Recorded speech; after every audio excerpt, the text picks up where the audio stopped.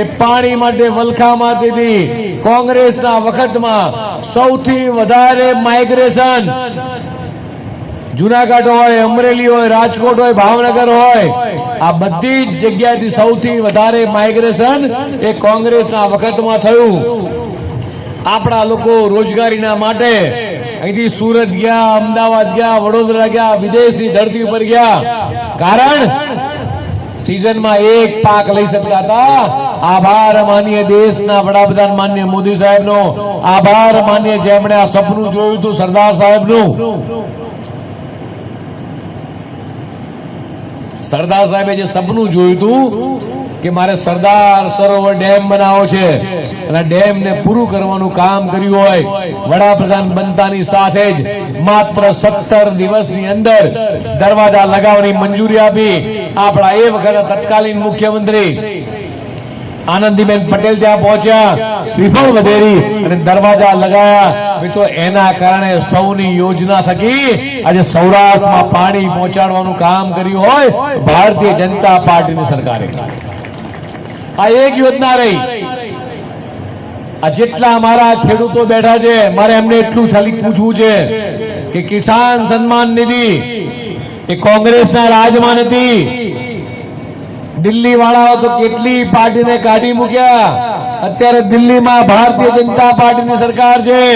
કદાચ કોક તમારા ત્યાં દરવાજે આવે તો પૂછજો કે ટ્રેક્ટર ઉપર લાખ રૂપિયા સબસિડી તમે પંજાબમાં આપો છો?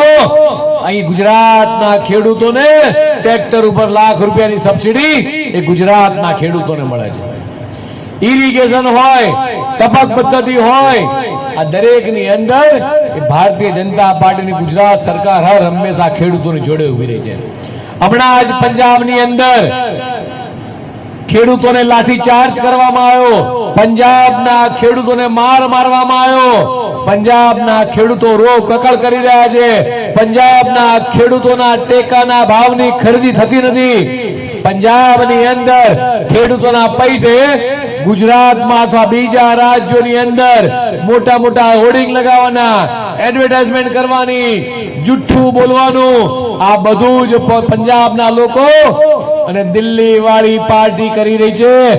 એક વખત આપણે કદાચ ભૂલા પડ્યા આવીશું। મને ભરોસો છે આ ભેંસાણના લોકો બીજી વખત ભૂલા નહીં પડે, મને પૂરેપૂરો ભરોસો છે। મિત્રો અતિવૃષ્ટિ થઈ, વરસાદ આવ્યો, કિરીટભાઈ હોય, હર્ષદભાઈ હોય, ચંદુભાઈ હોય, રાજેશભાઈ હોય, અરવિંદભાઈ, તમામે તમામ લોકો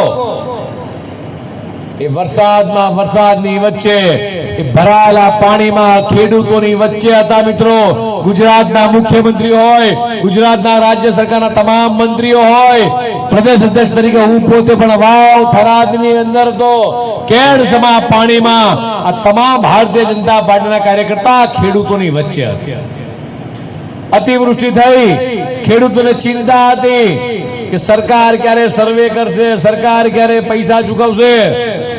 માનનીય ભૂપેન્દ્રભાઈ પટેલે સર્વેની જે તાત્કાલિક કામગીરી કરાવી અને તમામે તમામ ખેડૂતોને ₹10,000 કરોડ કરતા વધારાનું પેકેજ આપ્યું। એનાથી ઓછું પડ્યું હોય તેમ ટેકાની ભાવની ખરીદીમાં ખેડૂતોની લાગણી હતી। સાહેબ અમારી મગફળી બગડી છે, થોડી બગડી છે, થોડી નથી બગડી।